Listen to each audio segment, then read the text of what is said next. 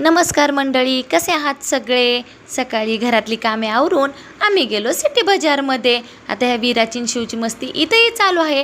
आता ह्यांची मस्ती काय संपणार नव्हती, पण मला घ्यायचं होतं सामान। मी गेले आपले माझं सामान घ्यायला आणि माझं सामान घेऊन झालं आणि वीराने काय घेतलंय पहा। वीराने घेतला आहे ब्रश। तिथून आम्ही पुढे आलो तर आम्हाला खूप गर्दी दिसली। पुढं पाहिलं तर DJ वगैरे होता। मग त्यानंतर आम्हाला काही समजेनाच। आम्ही पाहिलं तर मग आम्हाला समजलं की श्री संत सावता महाराज यांची आज पुण्यतिथी आहे।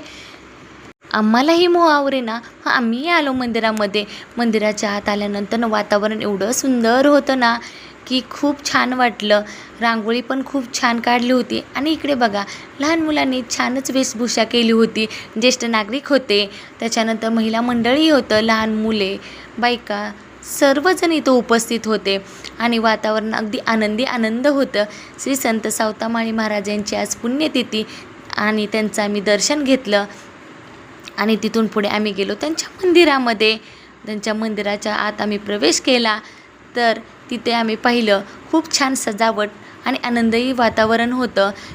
त्यानंतर आम्ही महाराजांच्या फोटोची आणि तिथे केलेल्या पूजेचे दर्शन घेतले आणि त्याच्या शेजारी आपले संत श्री ज्ञानेश्वर महाराज माऊली यांचे ज्ञानेश्वरीचे ग्रंथ आणि तुकारामांचे गाथा यांचेही दर्शन घेतले।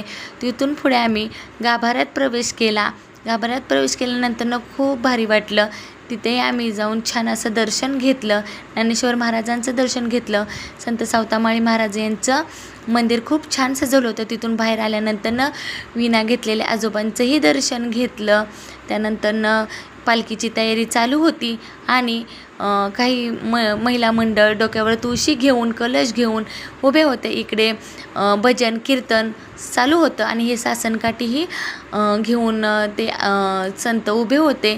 तिथून पुढे पालखीच्या सोहळ्याची तयारी चालू होती आणि आम्ही दर्शन घेतलं आणि आम्ही निघालो घरी। कसा वाटला व्हिडिओ नक्की सांग, लाईक करा, सबस्क्राईब करा।